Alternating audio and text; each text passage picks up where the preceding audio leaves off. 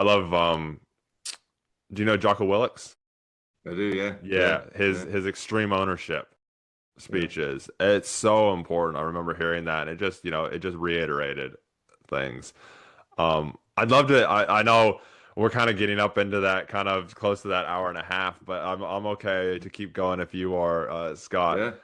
Uh, I want to hear about because I've never done ayahuasca, but being on that gross side of things, being ex-cop, there's that kind of drug type thing. But ayahuasca, I feel if you do it in the right place with the right people, Yeah, 'cause I have heard some horror stories as well, like the odd one, not as like more like everybody that's most people say it's amazing. But love to yeah, hear your kind of journey on that ayahuasca more because I'm curious.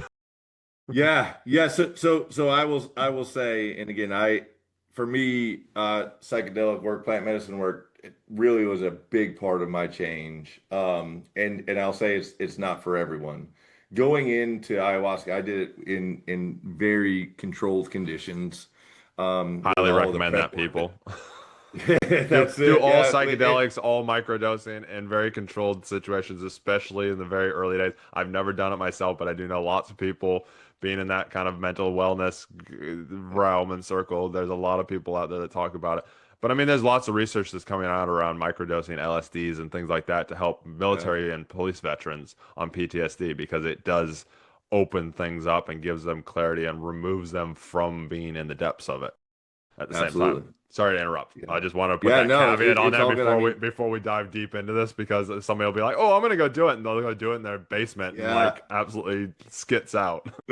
Listen, it's some of the hardest stuff that you'll do, right? And again, it's because it strips away all of the story and it leaves you sitting just with you, right? And for me, my first ever ayahuasca journey was realizing that I was loved, right? My second journey was just facing torment as in, laying in this, and I remember it was outdoors, right? And we were just kind of laying in this field.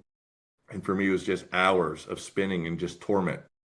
Just all of this noise and all of this stuff just swirling in my mind, right? So I never had the right. I've never seen the dragons. I've never seen the beautiful colored lights. My work has always been just deep excavation, and I'll say it's never given me more than I can handle. It's given me a lot to feel very uncomfortable with, but for me, it's always worked in a way that's been very, very easy and just hands me enough for me to then reflect on later and look at that and say, okay, why was that here? Why did I think that way? Why did I look at stuff that way?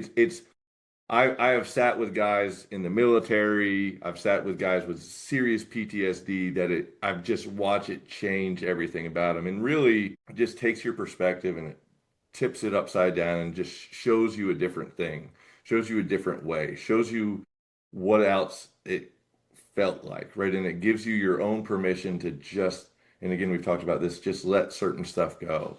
Um, but again, really, really hard work.